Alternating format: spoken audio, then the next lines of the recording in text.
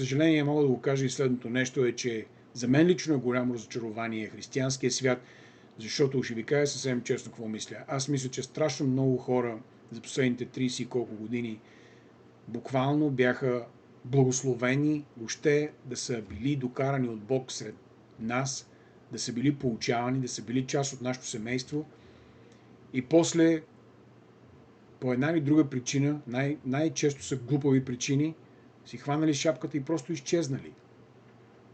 И ако седем човек да ги пита тия хора, какво правиш, бе, човече? Защо изчезна така? Какъв е проблема? Надали ще могат дори да го обяснят. Просто не искат да са част от реалния живот. Ама вие там, еди кой си казал, еди какво си, еди кой си предал. Това е живота. Ето го в Евангелията. Исус беше предаден. Имаше предателства. Те са част от библейската история. От историята на Йешуа, от историята на апостолите. Но нашите незрели идеи за това какво е църква, какво е християнство, какво е вярата, в нашата незрялост, това е причинило много хора да се разочароват, просто да се отдръпнат. И ние трябва да сме силни, да останем верни до край, за да може да дойде нов исторически момент, в който ще се обърнат нещата и ще има отворени врати за Евангелие.